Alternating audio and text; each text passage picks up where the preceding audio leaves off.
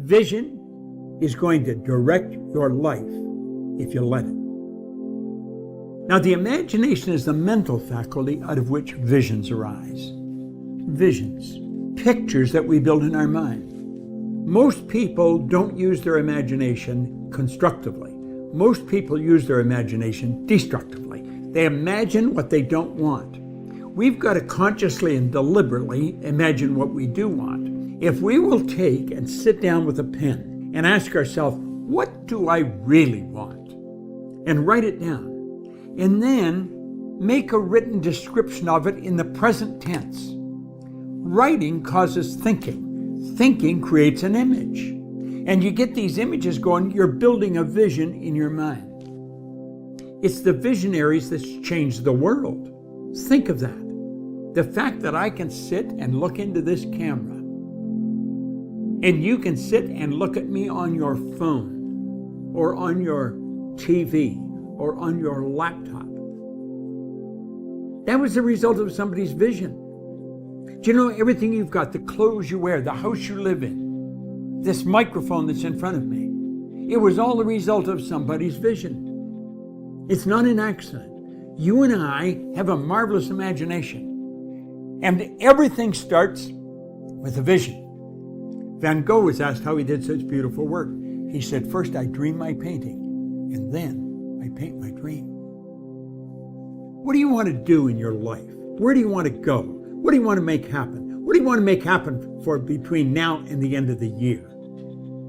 Think about it for a moment. Don't think of why you can't. Doesn't matter how much money you've got. Doesn't matter how much help you've got. Build a vision of what you would like to accomplish between now and the end of the year. And then make a written description of that vision. Paint the picture with words. You can go either way with this. You can start writing the picture and it'll come on the screen of your mind. Or build a picture and then paint it with words. Remember, manifesting is the practice of preparing your mind, body, and spirit to do the work to achieve the things that you want. But one place where so many folks get stuck when they start trying to make manifesting a daily habit is you go and you know what you want, but then you sit down and you try to imagine what the steps are that you need to take to get there, and you don't have a clue. Your mind goes blank. All you got to do is stop visualizing yourself and insert your friend Mel Robbins, or insert somebody else that you love and admire. And the power of objectivity is going to immediately switch you from a blocked mind to one that is bolder and more creative and able to visualize the steps.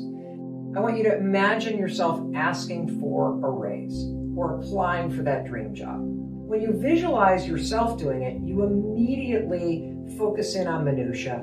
You start imagining all kinds of things that could go wrong. You start arguing against yourself and doubt comes flooding in. You have a very cautious mindset when you place yourself in those scenarios.